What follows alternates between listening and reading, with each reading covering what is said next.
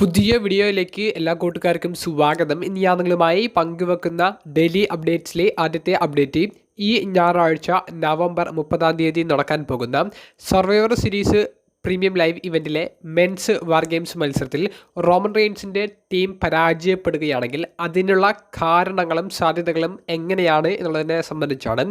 അപ്പോൾ രണ്ട് രീതിയിലാണ് നമുക്ക് ഈ ഒരു റോമൻ റെയിൻസിൻ്റെ ടീം പരാജയപ്പെടുന്നതിലേക്ക് നയിക്കാനുള്ള സാധ്യതകൾ കണ്ടുപിടിക്കാൻ സാധിച്ചിട്ടുള്ളത്. അതിൽ ഒന്നാമത്തേത് ദ ഊസോസ് എന്ന് പറയുന്ന ടീം റോമൻ റെയിൻസിനെ ആക്രമിച്ച് ഈ വാർ ഗെയിംസ് മത്സരത്തിൽ നിന്ന് ഇറങ്ങിപ്പോകുന്നു.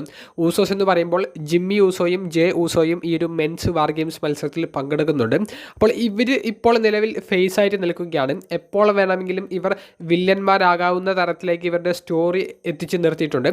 എന്നാൽ വലിയ പ്രശ്നങ്ങളുള്ളതായിട്ട് കാണിച്ചിട്ടില്ലെങ്കിലും സർവൈവർ സീരീസിൻ്റെ ഒരു വലിയൊരു സർപ്രൈസ് ഫാക്ടർ എപ്പോഴും അവർ ഒളിപ്പിച്ച് നിർത്താറുണ്ട്.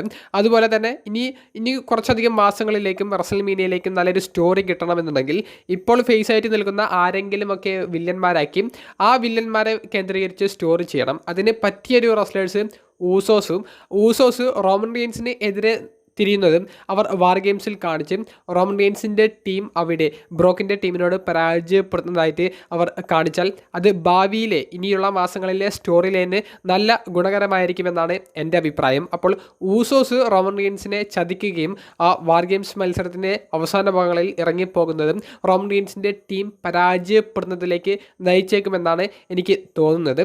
രണ്ടാമത്തേത് CM പങ്കും റോമൻ റെയിൻസും തമ്മിലുള്ള സ്റ്റോറിയാണ് ഇനി മെയിനായിട്ട് അവർ ഫോക്കസ് കൊടുക്കാൻ പോകുന്നത് എന്നുള്ളത് ഓൾമോസ്റ്റ് കൺഫേം ആയിട്ടുണ്ട്.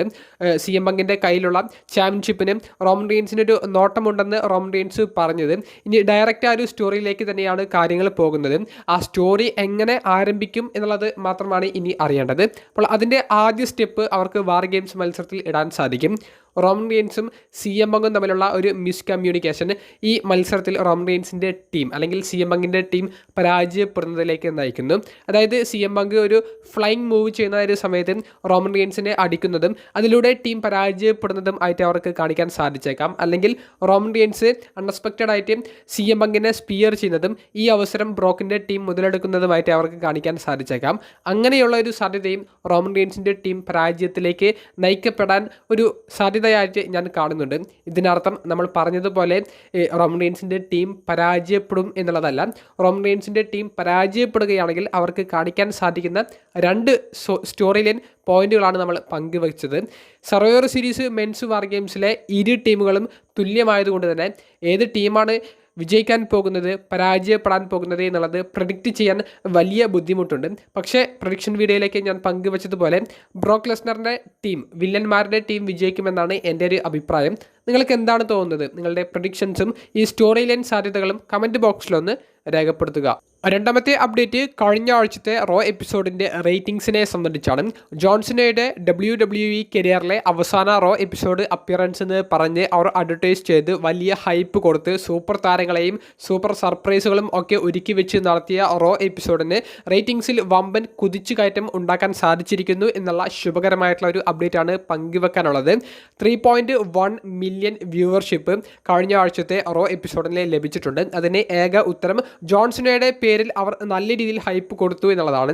ജോൺസണയ്ക്ക് മാത്രമല്ല സൂപ്പർ താരങ്ങളായ ബ്രോക്ക് ലെസ്നർ, റോമൻ റെയിൻസ്, അതുപോലെ തന്നെ ഡോൾഫ് സിഗ്ലർ പോലെയുള്ള താരങ്ങളുടെയൊക്കെ ഒരു തിരിച്ചറിവ്, ഒരു സർപ്രൈസ് ഫാക്ടർ അവർ ഒളിപ്പിച്ച് നിർത്തിയത് അത് റോ എപ്പിസോഡിൻ്റെ വ്യൂവർഷിപ്പ് ഉയർത്തുന്നതിൽ വലിയ ഫാക്ടർ തന്നെയാണ്. പൂർണ്ണമായും ജോൺസണയുടെ ഒരു പേരിലാണ് ആ ഒരു റോ എപ്പിസോഡ് അവർ ഹൈപ്പ് കൊടുത്തത്. മാഡിസൺ സ്ക്വയർ ഗാർഡൻ എന്ന് പറയുന്ന എറീനയിൽ വെച്ച് നടന്ന റോ എപ്പിസോഡിൽ വലിയ സർപ്രൈസുകൾ മുൻപും നടന്നിട്ടുണ്ട് എന്നുള്ളത് കൊണ്ട് തന്നെ അതും ഒരു ഫാക്ടർ ആയിട്ടുണ്ട്. എന്തായാലും 3.1 മില്യൺ വ്യൂവർഷിപ്പ് ഈ കഴിഞ്ഞ ചൊവ്വാഴ്ചത്തെ റോ എപ്പിസോഡിനെ സ്വന്തമാക്കാൻ സാധിച്ചത് മാസങ്ങൾക്ക് ശേഷം 3 മില്യൺ വ്യൂവർഷിപ്പിൽ മുകളിലേക്ക് വന്നു എന്നുള്ള രീതിയിലേക്കും കാര്യങ്ങൾ കൊണ്ടുചെന്ന് എത്തിച്ചിട്ടുണ്ട്. ഇനി അങ്ങോട്ട് ഇതേ ഒരു ലെവലിൽ തന്നെ റോ എപ്പിസോഡ് പോകുമോ എന്ന് അറിയില്ല. എന്തായാലും ജോൺസണയുടെ അവസാന 2 റോ എപ്പിസോഡുകളിൽ റേറ്റിംഗ്സ് കുത്തനെ കയറ്റി കൊടുക്കാൻ ജോൺസന എന്ന് പറയുന്ന താരത്തിന് സാധിച്ചിട്ടുണ്ട്. മൂന്നാമത്തെയും അവസാനത്തേതുമായിട്ടുള്ള ഒരു അപ്ഡേറ്റ് ഇന്ന് കഴിഞ്ഞ NXT വീക്ക്ലി എപ്പിസോഡിൻ്റെ ഗോൾഡ് റഷ് എന്ന് പറയുന്ന സ്പെഷ്യൽ എഡിഷൻ്റെ ചെറിയൊരു റിവ്യൂ ആണ്. ചാമ്പ്യൻഷിപ്പ് മത്സരങ്ങളും ഒരു ക്വാളിഫയർ മത്സരങ്ങളും ഒക്കെയാണ് നമുക്കിന്ന് കാണാൻ സാധിച്ചത്. ഇവോൾവ് എന്ന് പറയുന്ന ബ്രാൻഡിൻ്റെ മെൻസ് ടൈറ്റിലും വുമൻസ് ടൈറ്റിലും ഇന്നത്തെ NXT എപ്പിസോഡിൽ ഡിഫെൻഡ് ചെയ്യുകയുണ്ടായി. ഷോൺ ലെഗസി എന്ന് പറയുന്ന റെസ്ലറിനെ പരാജയപ്പെടുത്തിക്കൊണ്ട് ഡ്രേക്ക് എന്ന ചാമ്പ്യൻ ടൈറ്റിൽ റിട്ടേൺ ചെയ്യുന്നതായി കാണാൻ സാധിച്ചു. അതുപോലെ തന്നെ കെൻഡൽ ഗ്രേ എന്ന് പറയുന്ന വുമൻസ് ചാമ്പ്യനും ടൈറ്റിൽ മത്സരത്തിൽ റിട്ടേൺ ചെയ്യുന്നതായിട്ടാണ് നമുക്ക് കാണാൻ സാധിച്ചത്. ഇതുപോലെ തന്നെ വെക്കേറ്റ് ചെയ്ത സ്പീഡ് ചാമ്പ്യനെ കണ്ടുപിടിക്കുന്നതിന് വേണ്ടി സാരിയ വേഴ്സസ് ഫാലോൺ ഹെൻലി തമ്മിൽ നടന്ന സ്പീഡ് ചാമ്പ്യൻഷിപ്പ് മത്സരം ആദ്യം ഒരു ടൈം ലിമിറ്റ് ഡ്രോയിലേക്ക് പോയി എന്നുണ്ടെങ്കിലും പിന്നീട് ഒരു സഡൻ ഡെത്ത് മാച്ച് അവ എന്ന് പറയുന്ന NXTയുടെ ജനറൽ മാനേജർ അനൗൺസ് ചെയ്യുകയും മത്സരത്തിൽ ഫെലോൺ ഹെൻലി സാരിയയെ പരാജയപ്പെടുത്തി പുതിയ NXT സ്പീഡ് ചാമ്പ്യൻ ആകുന്നതും നമുക്ക് കാണാൻ സാധിച്ചു.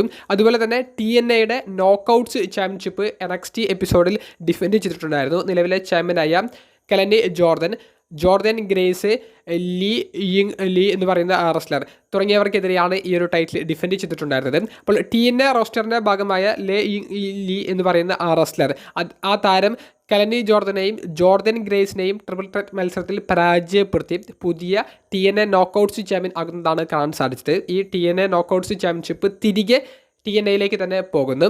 ഇനി മെയിൻ ഇവൻറ്റ് നമ്മൾ നോക്കുകയാണെങ്കിൽ ഒരു അയൺ സർവൈവർ ക്വാളിഫയർ മത്സരമായിരുന്നു നടന്നിട്ടുണ്ടായിരുന്നത്. അതിൽ മൈൽസ് ബോൺ എന്ന് പറയുന്ന റെസ്ലർ ട്രിക് വില്യംസിനെ പരാജയപ്പെടുത്തിക്കൊണ്ട് 5ാമത്തെ അയൺ സർവൈവറായിട്ട് ഡെഡ് ലൈൻ പ്രീമിയം ലൈവ് ഇവൻറ്റിലേക്കും ക്വാളിഫിക്കേഷൻ നേടിയിട്ടുണ്ട്.